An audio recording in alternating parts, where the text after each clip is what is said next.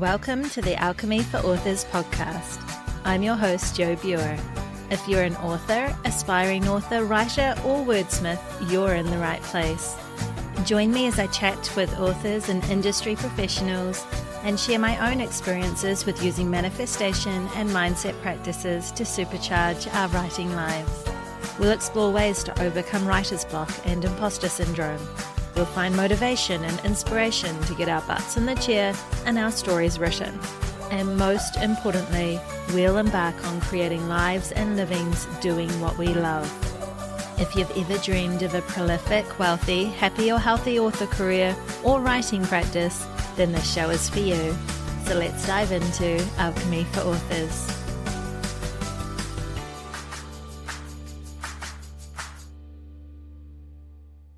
Hello, my lovelies. Welcome back to another episode of Alchemy for Authors, episode 51.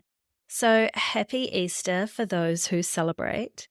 This week's episode is right up there with being one of my favorite.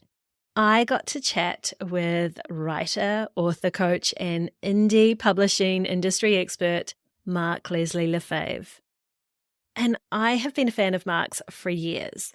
So it would be near impossible to delve into the world of indie publishing without stumbling across Mark's name.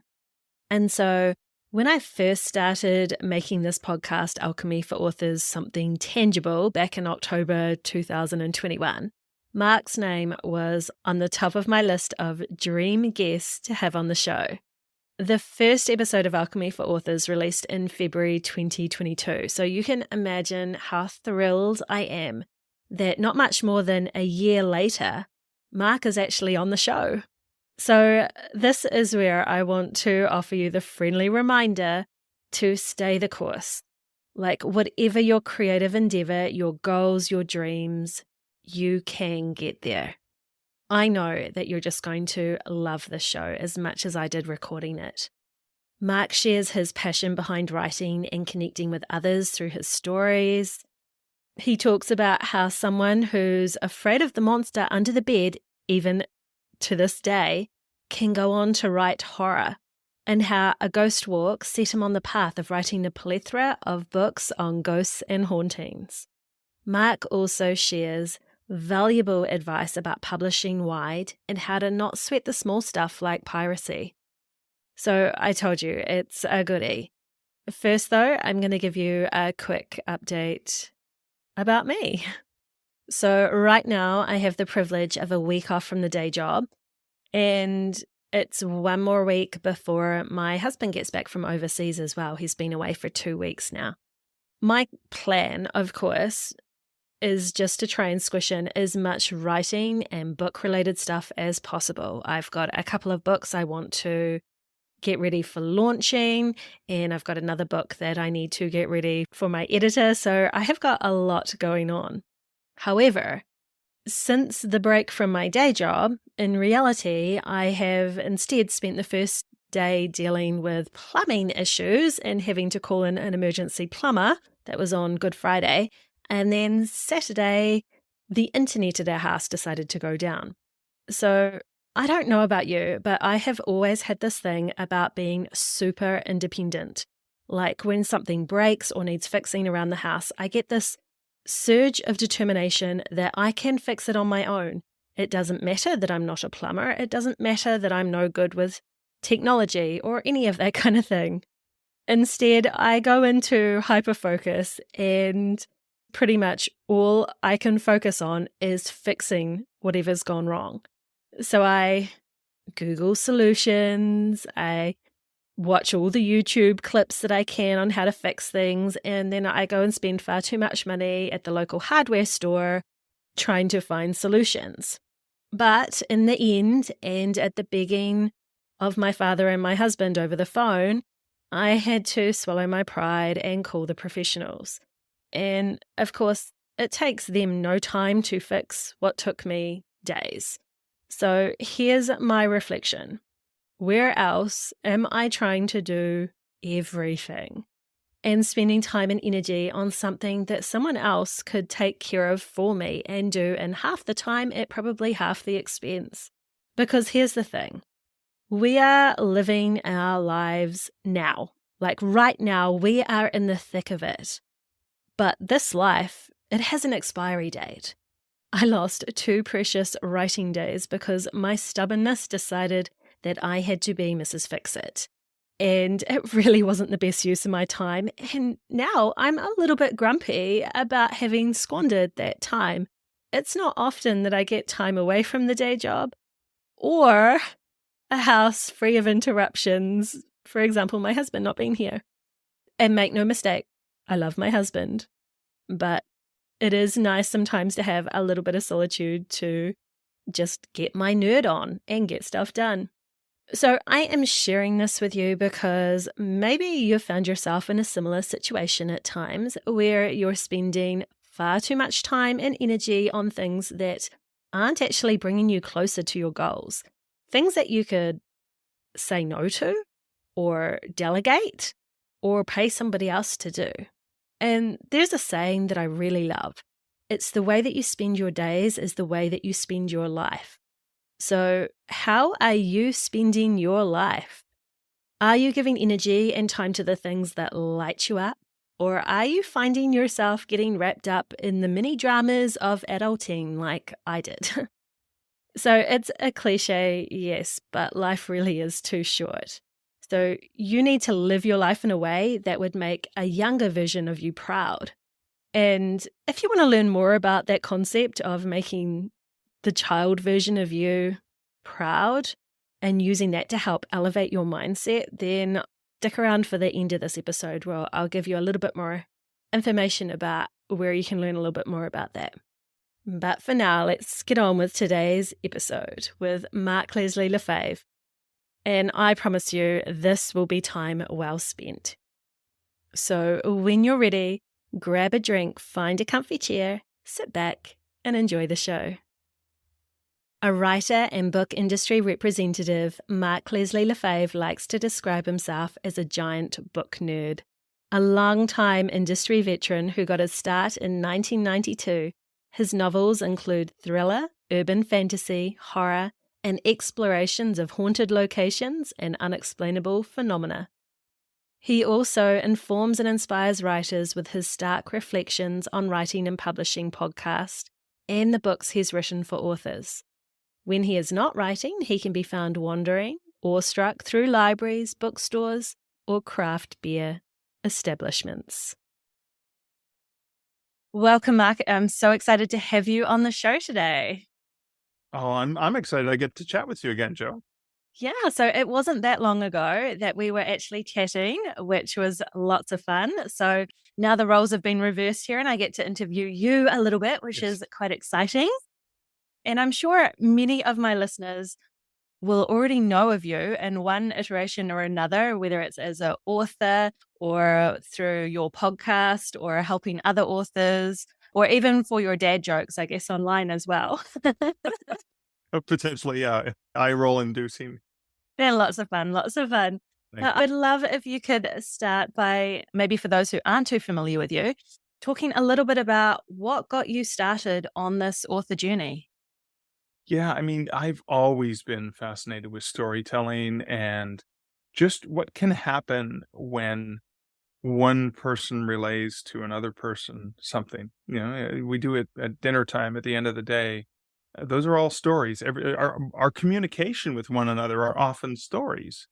Hey, did you get in here? Did you have any, you got here okay? Well, an interesting story happened on the drive here, or whatever. There's always stories involved. And I was particularly fascinated with the idea that, oral storytelling is one thing and it's awesome. And I loved, sitting around a campfire and hearing these great stories. But then I loved the idea that you could put something on paper and walk away and somebody else could come and experience it. And there's an old Seinfeld had a book called Sign Language back when, the Seinfeld TV show was on. And I was a bookseller at the time this book came out. And he said, "It's my book, but you can read it." Yeah. And he's being cheeky and it's funny and ha ha ha, it's your book, but I can read it. Yeah, yeah, yeah.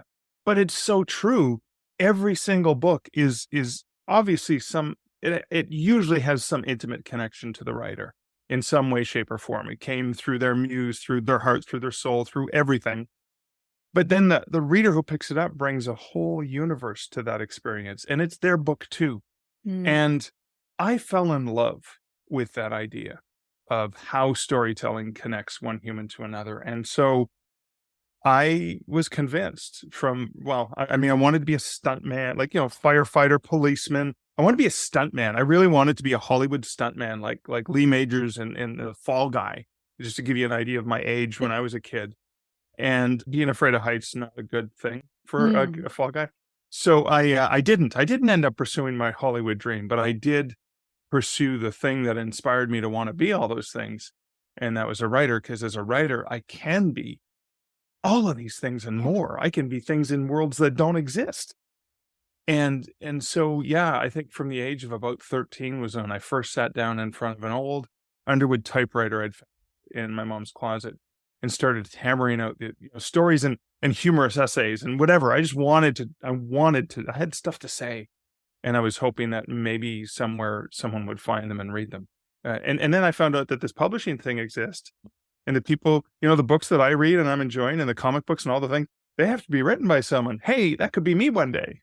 And so I just started pursuing it I think I got my first official rejection when I was 15 from a writing contest. I had plenty of rejections before then as Mm. a young teenager.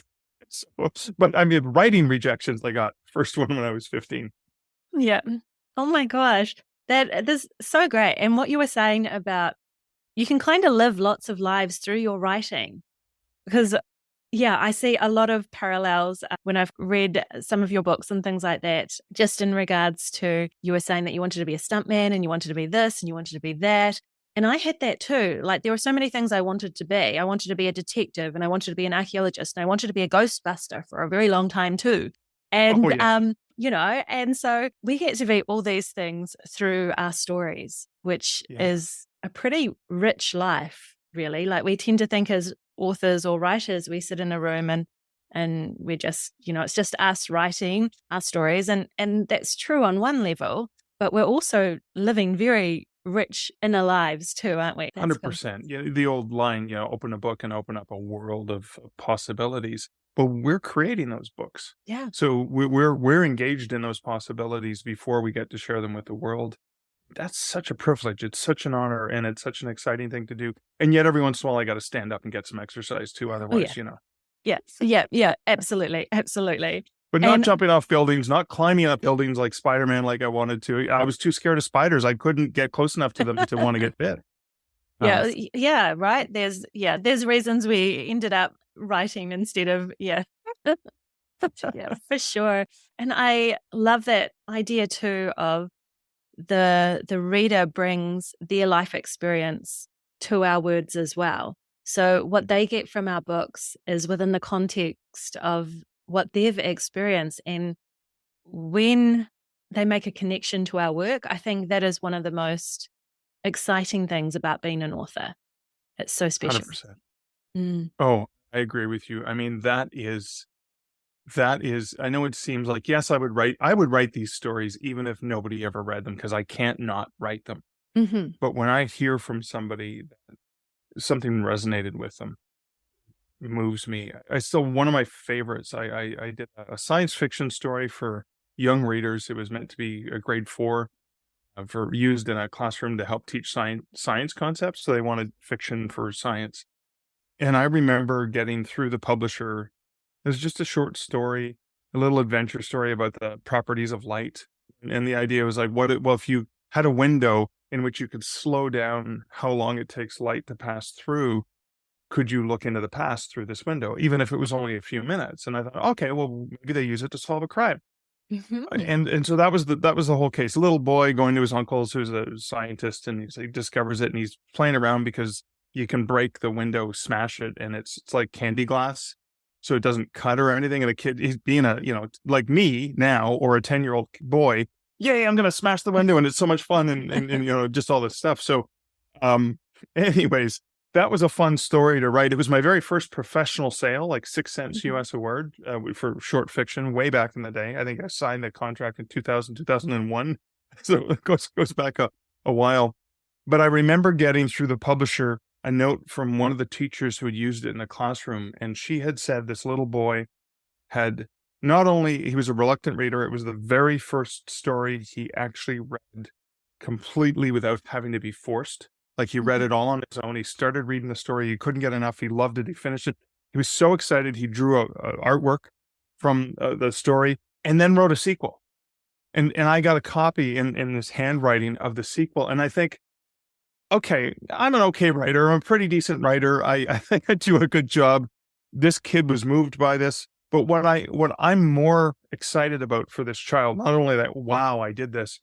If I turned him on to reading, oh my God, imagine all of the amazing books and stories out there that he now has experienced because I helped point him in that direction. It's like I pointed at him, gave him a library card and said, go kid, have a blast.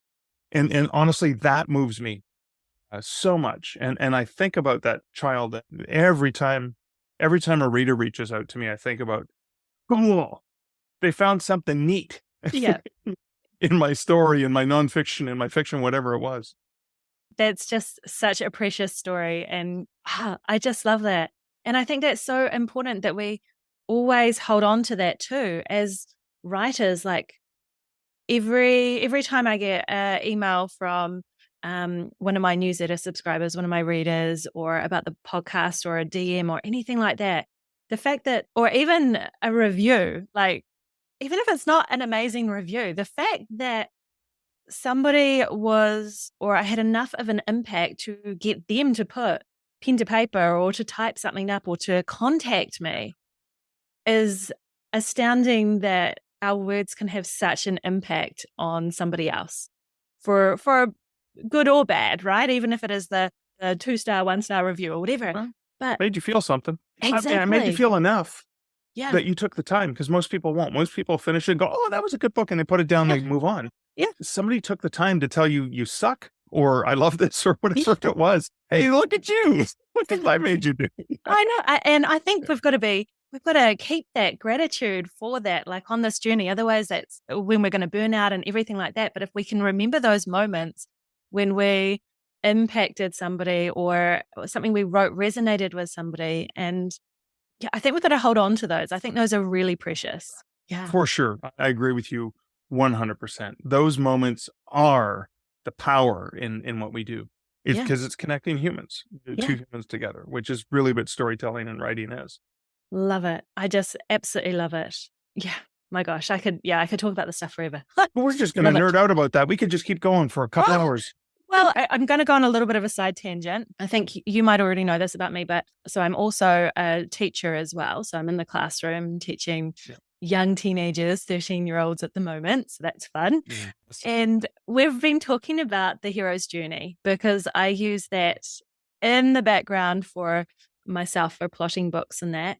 But I introduced it really as one of the secrets to the universe, because we all experience the hero's journey throughout our lives, and it's quite, like cyclical. We go through it over and over again. And so not only is it at the basis of every movie and story and everything like that, it's what we experience in our lives, and it's what we experience when, they're in the classroom and they're learning.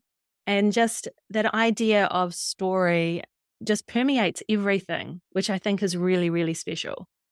It's, yeah.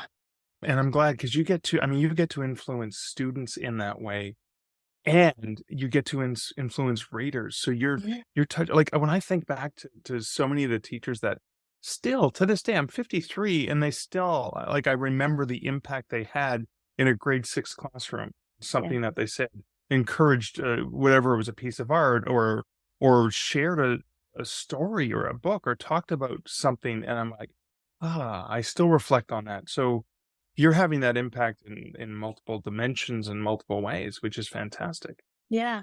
I think there's just going back to what you said, there's a real power in our words and the stories that we tell ourselves and the stories that we read and the stories that we share. There's a real power, which is really cool. Yeah. For sure.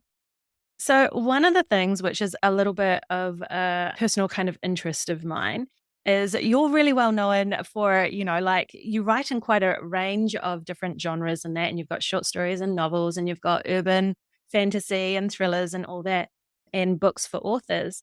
But you've also got a range of nonfiction paranormal books, which just really, yeah, I just love that whole concept. But I want to know what led you to writing in that genre?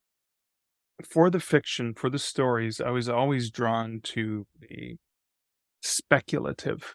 I was always drawn to the dark shadows and the dark corners, and I have to admit that I have always been afraid of the monster under the bed. As a matter of fact, we don't have an under the bed because I refuse to have one. Now that I'm an adult and I have a choice, there's no under the bed. That Yeah. keeps the monsters from hiding there. Mm-hmm. But I keep the closet door closed as well, so the monster in there can't get me. I'm the Right? same. I'm the same. My husband Again, thinks I'm crazy. I still run upstairs in case something's gonna grab me on the way up, right? And again, there's no riser they can reach through like when I was a child, but so I've been afraid. I'm afraid of the dark. I'm afraid of everything. I'm a big giant chicken. And a lot of the writing I did, especially the fiction when I was young, were exploring it. Like, okay, maybe it was therapy. I just needed to check it out. And was really, really funny, and I called them Twilight Zone tales. I called them horror or Twilight Zone stories because it wasn't science fiction, because it wasn't real science. Mm. It wasn't fantasy because it wasn't Tolkien-esque. Yeah. I didn't know what to call it, so I called it horror because horror kind of covered that weird stuff. Yeah. And I remember it was kind of funny. One of the stories I wrote when I was a kid, my mom, and this is an example of a story that inspired me. We're probably with my little Fisher Price characters doing little whatever, and I was probably 8 or 9 years old, maybe a little bit older. Okay, who cares? I played with them when I was like 14, 15. It didn't matter because No I would judgment. still play with them. I still have them. They're in my son's room, and when no one's around, I play with them. But my mom was running around and closing the curtains and like turning the lights off. It was sort of like dusk at time, and I'm like, "What's wrong?" She goes, "Oh, they're here." My imagination immediately goes, "What? Vampires, monsters? Like, what's coming on?" But it was this group of religious people that were coming door to door to try and sell us their religion, and it was just so darkly humorous to me that I wrote a story, a horror story about a woman who's just gone a little bit panicked in a world that's a lot more science. It was in the future and it was science. And in the story, it was the father figure that it's told from his point of view, knows his wife really should be on meds or be committed because she could be dangerous because she's scaring the kids. And they believe the monsters are coming in, and it's really just it's whatever. And I have him as a middle-aged who writes books about the paranormal. And I think I wrote the first version of the story when I was 14 or 15. Mm-hmm. Little did I know, decades later, I would be a middle-aged man writing books about paranormal. Because I love them. I love books on Bigfoot and Sasquatch and UFOs and unexplained and ghosts and all those things. I could not get enough of them. I had no idea I would write them until I was on a ghost walk when it was probably in my late 20s, early 30s. And I went on a ghost walk in Ottawa, Ontario, so our nation's capital here in Canada. And I hated history. I just didn't find it interesting at all. But on the ghost walk, there's this person in a Victorian, robe, and they've got an old lantern, and they're telling us really cool historic tales of the foundation of our country and building the Rideau Canal and all these intriguing, insightful elements from history, because you can't tell a good ghost story without history. Yeah. And that's when a flashbulb went off in my head. And I went, oh, history can be fun. And I ended up going on lots of ghost walks because I loved doing it. I mean, I like being scared in groups where I could hide in the middle and hopefully they're going to pick people off. They pick them from the outside because I'm hiding, little me. And so my very first book, Haunted Hamilton, was after going on some of the ghost walks from a group called Haunted Hamilton in Hamilton, Ontario. I said, you guys have some great stories. You should write a book, because I was a bookseller, like, hey, and a writer. And they said, no, we don't have time, but we'll give you access to all of our research and notes if you want to write a book. And they wrote the introduction for me.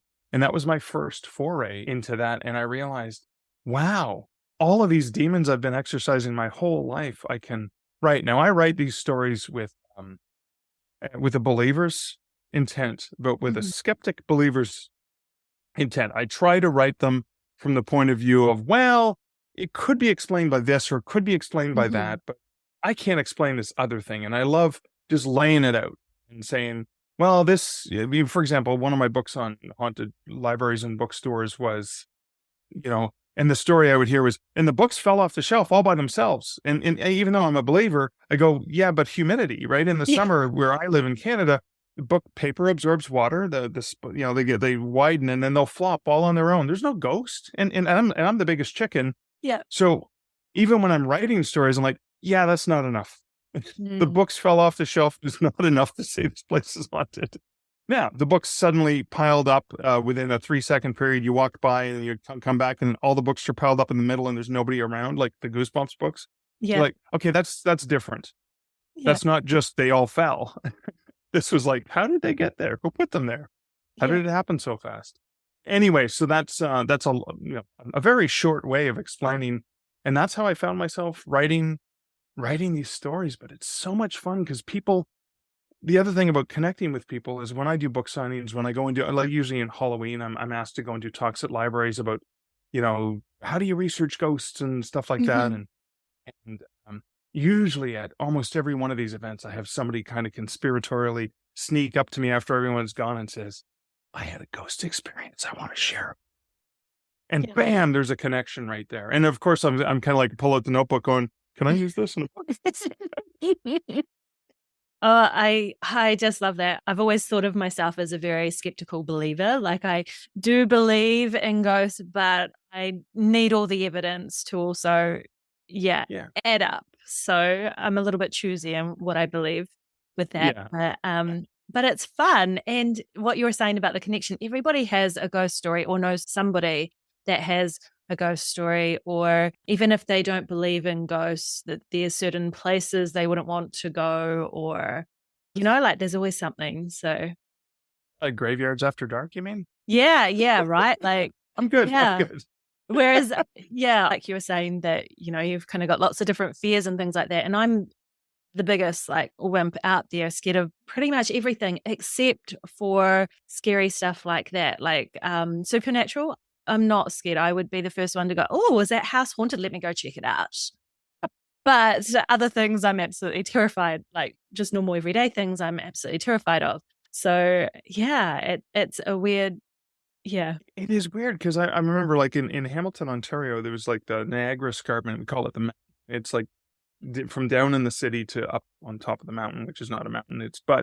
It's a nice elevation, and there's these stairs that go through these wooded areas to get from the city to the upper city, lower city, upper city. And sometimes after leaving a bar, 1 o'clock in the morning after it closes, and you're walking home. Ironically, I'm not scared about a mugger or somebody there with a club or a gun or anything like that just gonna mug me. I'm scared Bigfoot might come out of I'm scared there's a troll hiding under the stairs, right? Like, so I'm not like I should be afraid of bears and other real things. No, I'm scared of the monsters. I'm not afraid of a bear attacking me in my tent, but Jason with the hockey mask and a chainsaw, that's what I'm afraid of. Yeah. So fascinating. I'm strange that way. No, I find it so fascinating. And I think that whole idea of, particularly if you write horror or anything in that genre, like I'm a gothic fiction Yeah. author, and sometimes it is to play with our fears a little bit and to have that Yeah. being safe as we kind of exercise our fears out onto the page. We can still be safe. We're in control mostly, I think. Yeah. For sure. I remember talking to science fiction writer Kevin J. Anderson at the beginning of the pandemic. I interviewed him for one of the shows that I work for. And I was asking him about like these times are pretty scary. If you Mm, remember at the beginning, we didn't yeah. know, right? Yeah. There was no vaccine. We didn't know what was going on. People were dying all over the world. And I said, well, why are we going to write horror? Why are we going to write scary stuff? It's like, well, in this fiction, I can't control what happens in the world. In this fiction, the good guys can win, good can triumph over evil, and we can control it. Which is why I guess romance is so popular because we know that they're going to get together at the end, a happy ending, and we need happy endings. And so, Yeah. in our horror, in our fiction, in those ghost stories that we share as fiction authors, we we are safe, and we can create a world in which bad things can happen to good people, but the good people can get through it. Yes. Yes. Yes. And I think that's really important because I think we all need that hope that we can get through it. And when I think of like the hero's journey, and I know that's just one kind of idea of it, stories and things like that, when I've shared it with my class and things like that, and we've talked about, that crisis point, that real dark days where it looks like nothing's going to work out and we're all kind of doomed and time to give up, is when we hold on for a little bit longer, because the light starts to shine through. And so, yeah, I think horror and those scary stories and that really offer that things out of our control can happen, because the supernatural is something that's out of our control, right? It's pretty scary. So things can happen to us that are out of our control. But if we continue on the journey, then there's always going to be a glimmer of light. It may not be the classic happily ever after, but there's always some resolution where we get through. So, yeah. 100%. And you remind me of the writer's journey when you say the hero's journey, because a lot of writers don't acknowledge the fact that the writer journey can be fraught with this depths of despair and, oh my God, and I'm never going to write again and whatever. And the things are never going to work out. And it's that hanging on and just seeing yourself through it, because you never know what's around the next corner. That could be that overnight success that took you 10 or 20 years to get to. Yeah, absolutely. 100% agree with that so much. And so that kind of is a wonderful segue into some of your other books that I want to talk about. There's a couple that I want to touch on. One of them is Wide for the Win, which came out 2021, I think. So it hasn't really been out too long, something like that. I think. I can't remember. Sure. But what I like about it is you talk about being wide, and maybe you can actually just share for maybe anybody who's kind of new to the author world what being wide means and why it's a strong possibility for people to consider as far as their author career. Great question. So the concept of wide comes from 4 independent self-published authors in the ebook world. There's an option for authors to go into a program that Kindle Direct Publishing offers on Amazon called KDP Select, and that will lock their book for a 90-day tour of duty. And it's a rotating tour of duty. It automatically renews every 90 days, where they are not allowed to publish that ebook or sell it directly or do anything else with the ebook except sell it on Amazon. And that's an exclusivity. So it's exclusive, or a lot of authors call it Kindle Unlimited, because it gets the book into the Kindle Unlimited program in many countries around the world. It doesn't actually exist in more than about, a dozen of the 170 countries around the world. So it's not even a worldwide program, but you are locked in worldwide. Versus wide, which means all the other retailers. So there are 5 major retailers when you think about it. So you have Amazon, Apple, Kobo, Barnes & Noble, Nook, and Google Play are the major ones. Now, Nook only exists now in the United States, but everyone else has more of a global presence. And I would say Apple and Kobo and Google have a much larger global presence than Amazon, because they're in more countries around the world. So the wide for the win was a term that Erin Wright came up with, and she's the founder of the Facebook group Wide for the Win. She had actually contacted me to say she had read my book, Killing It, on Kobo. Now, I use alliteration a lot, especially in my ghost story books. And I was like, well, I'm going to go with, 7 P's of publishing success, Killing It on Kobo. And then Erin's like, hey, I'm writing Wide for the Win. I was inspired by your book about Kobo and how to sell on another platform. And then she ended up putting so much work into this book because she was trying to get into the logistics of publishing. And the problem is the platforms keep changing and migrating and evolving. And so I write something this month, and then next month they change it. And you go, I got to go back and revise it. And here's the thing is she is a 6-7 figure romance author who had not been attending to her fans. Her poor fans were waiting for her to write the next fiction book. She was so bogged down by this. She finally said, I can't. I got to go back and give my fans what they want, because that's my bread and butter. And she reached out to me and sort of apologized that she didn't do it. I'm like, hey, Erin, I'll take it over. Are you okay if I use the same title? Because I kind of like that title. That's my jam. And I do get into some of the logistics, but I'd say like 70 to 75 to 80% of the book is mindset. Why mindset?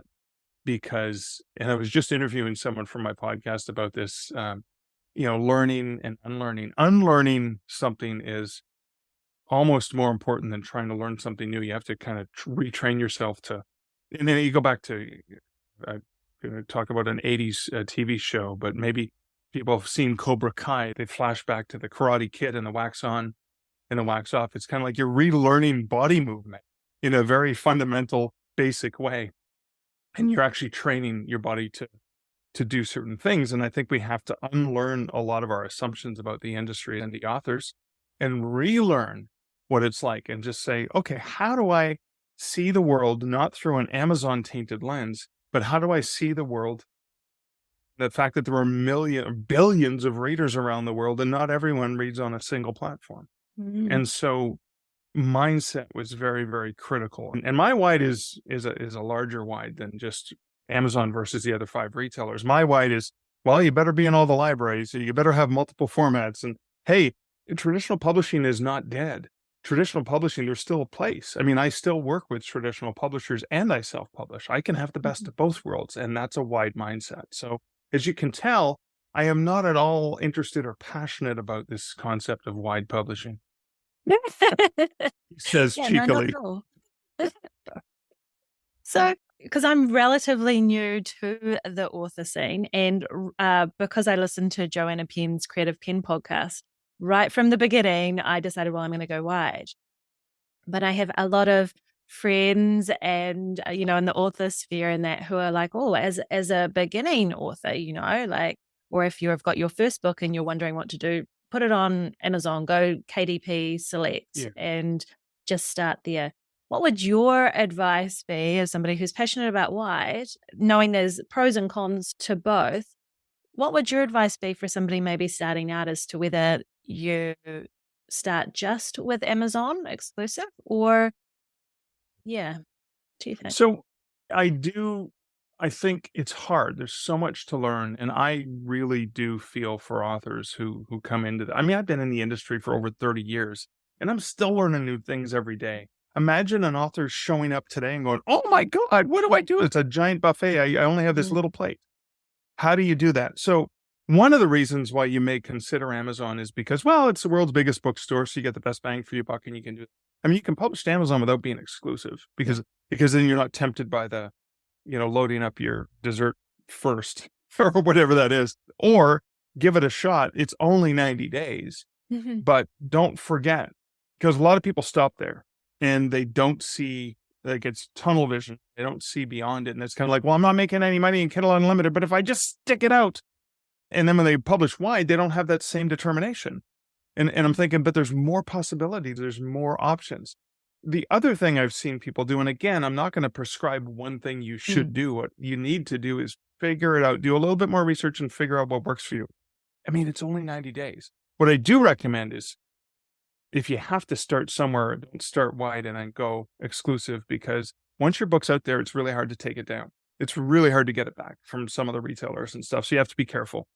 But maybe you start on another platform, because think about this. You're a local band, you're a musician, you're working your chops up, or a stand-up comedian, and you're practicing your jokes. You're not going to Carnegie Hall. You're not going to some major place with a huge venue, like a giant arena and, 10,000 people. You go to a local club where there's 5 drunk people barely paying attention. You test out your joke, right? And then you work your way up. So if Amazon is the biggest place, why do you want to start off not knowing anything and just throw everything up there? Right? Start off with one of the smaller platforms that nobody knows about. Get used to it and then work your way around. So, I mean, and I've seen authors do different things depending on their comfort level. But again, I hate prescribing. I mean, I am a wide advocate and I consult with authors, but of course I'm going to influence them. And of course I have biases. But if an author is really dead set on, no, I have to be exclusive to Amazon, I'm like, okay, well, how can we do this the best way possible? Because that's what you want. And that's what worked for you. It's part of your goals. So yeah, but just remember, I mean, nothing's set in stone. The greatest thing about owning your own IP and being an indie author is you can make mistakes, you can change things, you can take things down, you can try again. The key in my mind is, like you said, as part of that hero's journey. Yeah. It's just sticking it out for the long run. As I say, patience, practice, and persistence are the 3 Ps Well, there we are. of your successful journey. Yeah, yeah. And I know some of the things that drew me to the idea of going wide right off the bat was when I decided, well, I'm going to actually start, writing my books and putting them out there. I wanted to start right at the very beginning from where I planned on being long term. So that kind of makes sense. I kind of decided right off the bat, well, I want to be wide. I want to be able to reach as many different readers as possible. And that whole not putting all your eggs in the same basket thing was in the back of my mind as well. And so I am on Amazon. Like, you can still get my books on Amazon. They're just not in KDP Select.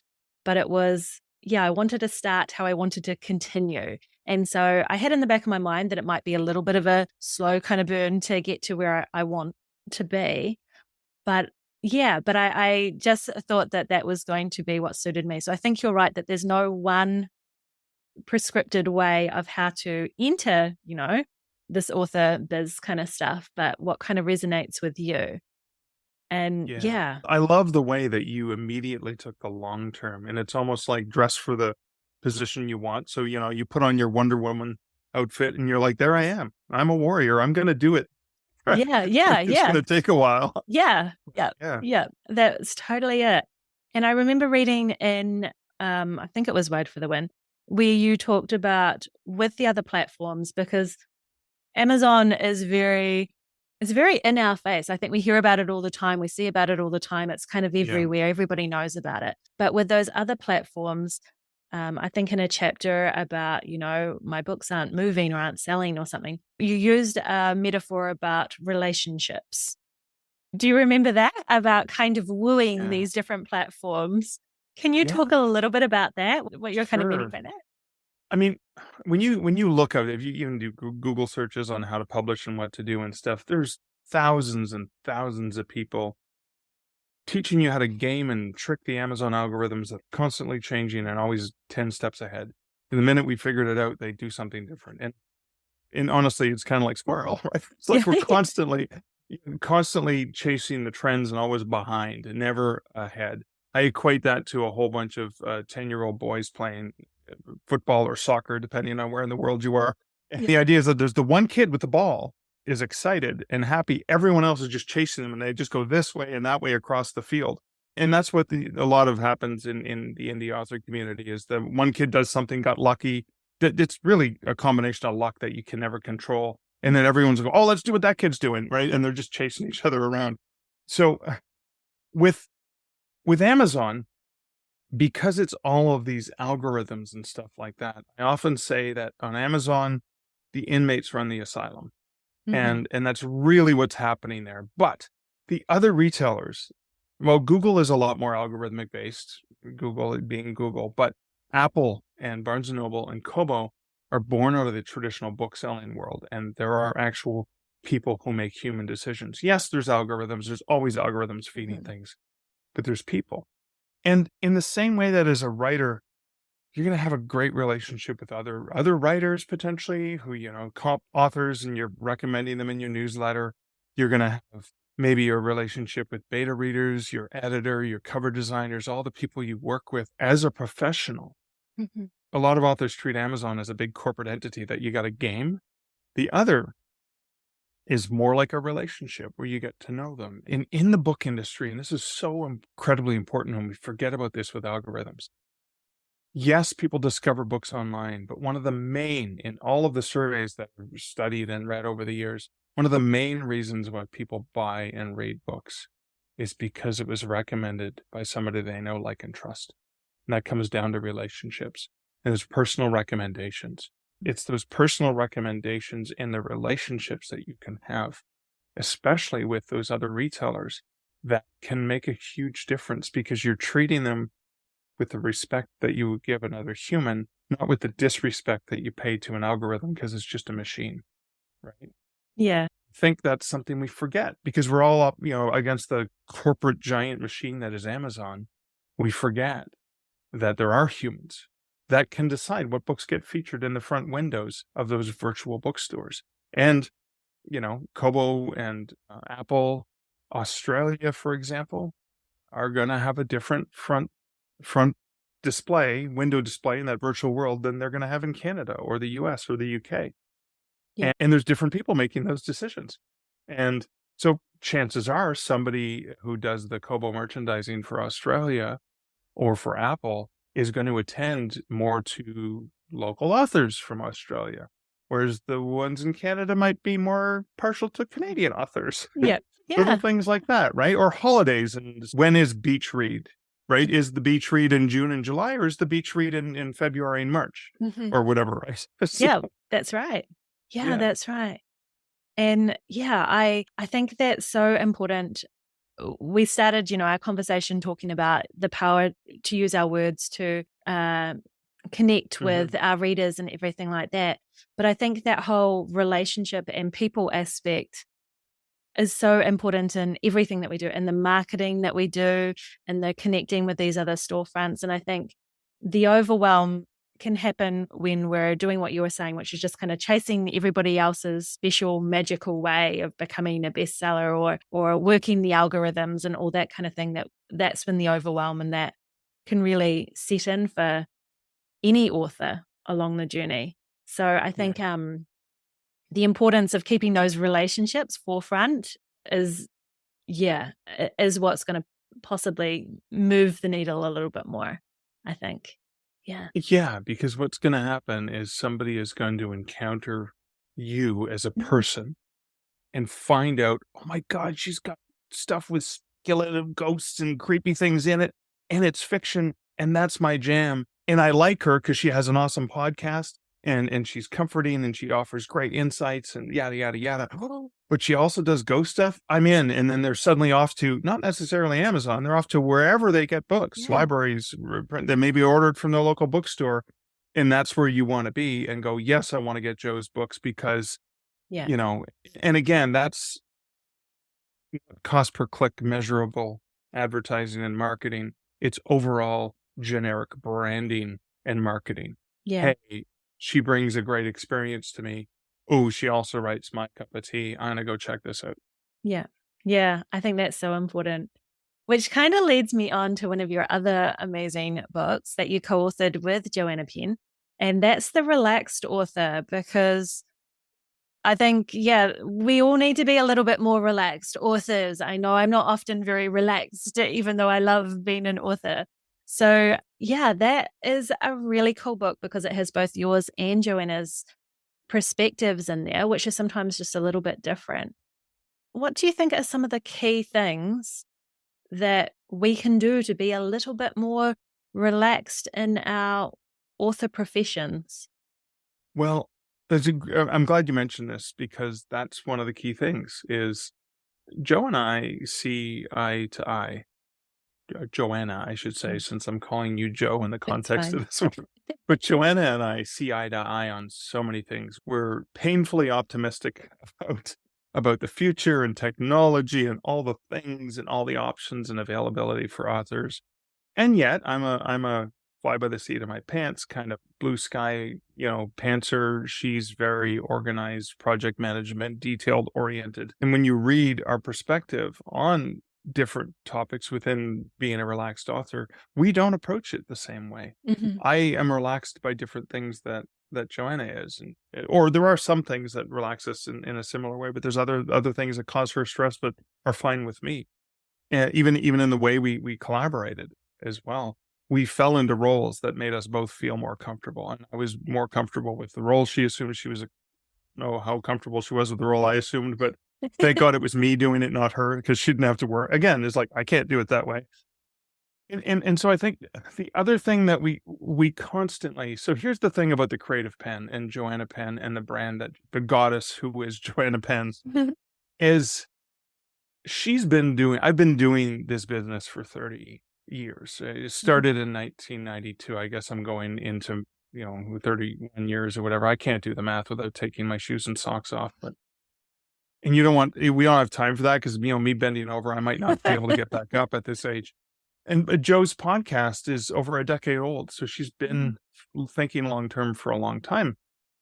And so the two of us, the one thing that we have in common that you'll see as a common thread is we get so eager and excited, like on release day, and we're going to look at the dashboard and we're going to waste all this time getting all excited about these little ego strokes. And we need them. It's like the adrenaline rush of going to Facebook or Instagram and seeing, the little, oh, someone liked my TikTok, right? Yeah. It means nothing, but it gives us a little adrenaline rush. And of course, we live off of those things. It's really exciting. Oh my God, people liked my post. whatever it was. Um, but there's going to be stuff that's there in the long term. And Mhm. being able to remind yourself to take a step back, take a deep breath. And I mean, I am coming up upon the 20th anniversary of my very first self-published book. And 2024 is going to be anniversary of when I said, "Hey, I've got all these stories. What do I do with them?" "Oh, I'll self-publish them. What the heck?" Even though it was way before the cool kids started doing it, Yeah. and it was against the wisdom of the ages. And I was like, "I'm going to do it anyway. What the heck?" So 20 years have passed, and this book is out there making new friends on its own. You know, annoying the hell out of other people, maybe, just like all my books do. Some of them, it's like, "Oh, that's dumb. I don't like it," and other people like, "That's my jam." And I just know that the more I put stuff out there, the more I continue. uh, I still, and I'm not, I'm the physician who needs to heal thyself, but I am constantly chasing things and getting excited and refreshing the dashboard. But I'm remembering that this is just one moment in time. It's almost like when you look at yourself in the grand scheme of the universe, "Oh my God, I'm in so much pain right now. This is the worst thing ever." And you realize the world goes on, the universe goes on, and this too shall pass. Yeah. And so it's almost like adapting that, look up into the sky and see the stars and go, "Well, I guess it's not that big a deal when I think about, I just stubbed my toe, but look at this. Look at all this." And isn't it awesome that we get to be part of this? Isn't it awesome that even though I'm not a New York Times bestselling author and I'm not selling 100 copies of my book every day, yesterday I sold one, and that Mhm. means that someone out there, not my mom, but someone out there picked up my book. Maybe because an algorithm, maybe because a relationship, maybe because they saw a stupid dad joke I put on TikTok and went, "Hey, that guy's funny. I wonder if his books are funny too." Yeah.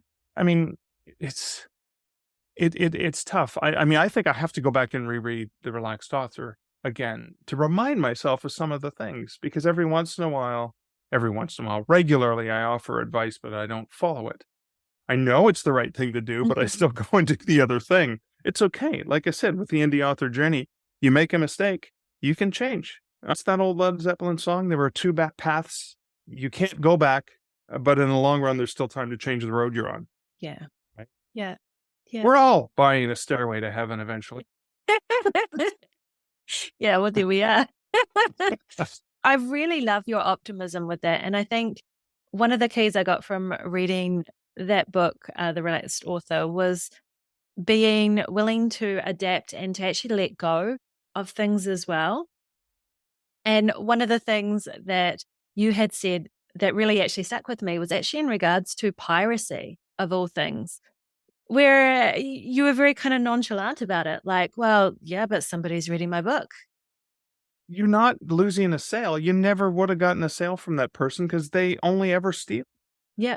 Yeah. But and again, I also read a study from Project Panorama that was published from a university in Portland, Oregon, a few years ago, and they actually showed stats that libraries and pirates actually help more books sell, because somebody steals a book, reads it, and goes, "You gotta read this good book," and then the person who's honest goes, "Oh, I'm going to go buy that book." Yeah. So they're like a street team. It's just like you gave it to them. I remember finding a pirated copy of a book I published in 2009. I found it was not even available anywhere in print but through 5 bookstores, because we were trying to do something with an espresso book machine. And I was so thrilled to find a scan of it up on a pirate site. And I was like, "Oh my God, people want it so bad they want to steal it. I better make it available for 99 cents an ebook to make it easy for them to get it." Yeah. Like, but God, they worked so hard to steal this book. Yeah. Admire that. Like, they must really like this. That's a compliment right there, right? Like, Yeah. Yeah, yeah, I think so. I So, think, yeah, mindset. It really does come down to mindset, because I see people in a lot of like Facebook forums and things like that getting themselves really wound up and tangled up yeah. into knots because they've come across somebody who's pirated their book or something like that. And I think we have to keep everything into perspective. And that's what I really loved about your perspective of that, is that, yeah, but you've gained another reader. So I think it's also, getting really clear of why you're even writing. Why are you doing this? Are you doing this and publishing your work so your books just go out into the ether and nobody, so people read them, or so people don't read them? Or, like, why are you doing this? Yeah. And that's a brilliant question, Joe, because, I've often asked the question, would I rather have $1 million or a million readers? Mhm. Hands down, every single day of the year, I would rather have a million readers than $1 million Yeah. because, oh my God, the worlds we could change if I can share this story and are, and a million people make it their own, right? Yeah. And a million people come and think about how the world can change and how we've been inspired by so many things that we've read and experienced and seen and conversations we've had with other people. That's the power. Yeah, of course I'd rather have a million readers over a million. Even if I didn't get a single penny for those million readers, I'd rather have those million readers than $1 million because that $1 million that gets spent, a million readers, that's a connection. Yeah. And that's power right there. Absolutely. And those are those relationships that can last Yeah, a lifetime and will go on to get your next book and will follow you all the way through. And those are the people you want. Those are the people you want in your circle. Yeah. exactly. So special. That is just, yeah, so phenomenal. You have for any of the people that are maybe listening to this podcast who are just Yeah. starting at the very, very beginning, maybe they've written their first draft, or maybe they're ready to publish, or maybe they've got a book out there already. For those that are thinking that they want to do this long term, like they want to keep writing books, whether it's full time or not, doesn't matter. But what would your maybe one key piece of advice be for them? Is there something that's really stuck with you? Yeah, I think I remember what it was like before getting that first thing out there, and it is terrifying. I feel you. If you have written something and you haven't yet shared it or sent it to an editor for publishing or, or self-published it or sent it to a publisher or any of those things, honestly, I know how terrifying that is.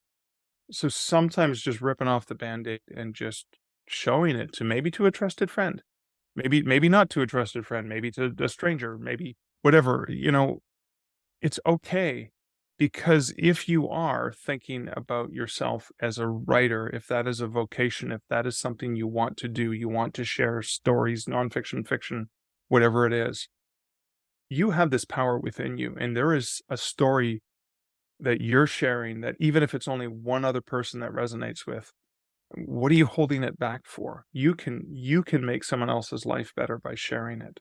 And that's a scary position to put yourself in, to be vulnerable like that. But but the connection you can make by putting it out into the world can be the most powerful experience you'll ever have. And the other thing about that is, and if you made a mistake along the way, that's okay. We can change things, we can correct, we can adjust. If you are a writer, you will continue to learn. And I'm continuing to learn. I mean, I've gone back. I mean, again, I can't keep going back and fixing old books, but there's always something I would change or improve. And that's a good sign. It means I've Mhm. grown and I've learned. And so never stop learning and never forget the fact that you have an amazing story to tell and the world kind of needs you. The world needs your work. So don't give up on yourself. Love it. Love it. Thank you. Thank you so much. So, My how pleasure. can people connect with you? Like, I mean, you're kind of everywhere, but when they're looking for you, how can they find you? You can find links to most of my social media stuff over at markleslie.ca. You don't have to spell my last name, aren't you lucky? Markleslie.ca, and then like all my social media. And usually, if you search on the social media, you'll find the scary tall bald guy, who's not really all that scary once you get to know me. And you've got an amazing podcast too. So, I think that's worth Yeah, putting out there too. Your Stark Reflections podcast is thank you. fantastic. Yeah. Thank you. And I'm so looking forward to sharing you with my listeners on my podcast, which is Yeah, that's it probably exciting. should be out by the time this airs, I'm hoping. So, Wonderful. That's exciting. all Yay. right. Yay. Well, thank you so much for coming on the show today, Mark. It's just been such a blast chatting with you. Yeah, Joe, I think we could talk for hours and never get tired. Yeah, I think so. So, here are some takeaways from today's show. 1. Storytelling allows us to connect with others. Your words and stories are important. 2. Relationships and connection are at the core of a successful and healthy author business. Remember, word of mouth sells books. 3. Sometimes unlearning something is more important than learning something. 4. Making mistakes is okay. Learn, unlearn, readjust, change, and try again. 5. The writer's journey often mimics the hero's journey. Remember, the dark night of the soul always passes. And remember Mark's 3 Ps: patience, practice, and persistence. 6. There is no one-size-fits-all path to publication, wide or exclusive. Do your research, keep an open mind, and do what's right for you. 7. Publishing wide goes beyond having your books on the major storefronts like Barnes & Noble, Kobo, Amazon, Google Books, and Apple Books. It's also about having your books in libraries in multiple formats and knowing that traditional publishing has its place too. 8. A healthy mindset understands that piracy doesn't mean that you've lost a sale, but that you've gained a reader. And 9. Ask yourself the question, would you rather have $1 million or 1 million readers? This will guide you to your writing why. Wow, though I don't know about you, but I found that to be such a powerful episode. I love Mark's humour and optimism and his passion for the writing life. My hope is that this episode fueled you to face your fears, remember the power of your words for forging relationships and connection, and to rethink what publishing wide really means. I would love to hear what your biggest takeaway from the show is. You can connect with me on my socials, leave a review wherever you're listening to this, or send me an email at joe@joebuer.com. I have lots of links for you in the show notes for you to check out on how to connect with Mark and for resources mentioned in this episode. And you can also check out the transcript on my website at joebuer.com. And if you want to hear more of Mark and I chatting and learn a powerful mindset technique for when you're being hard on yourself or doubting what you're capable of and stalling on taking that next step towards making your writing goals a reality, go check out episode 297 of Mark's Stark Reflections podcast, Enthusiasm, Encouragement, and Alchemy for Authors with Joe Buer. The tables are turned and Mark is interviewing me about all things bookish, mindset, and authorly. His reflections at the end of the episode are on fire. So honestly, go check it out. All right, my lovelies, I am wishing you a wonderful week ahead. Remember, don't do a Joe. Go delegate and let go of those things that are squandering your time and energy. And spend that time instead doing those things that light you up, that fill your creative well and bring you closer to a life well lived. All my best. Bye.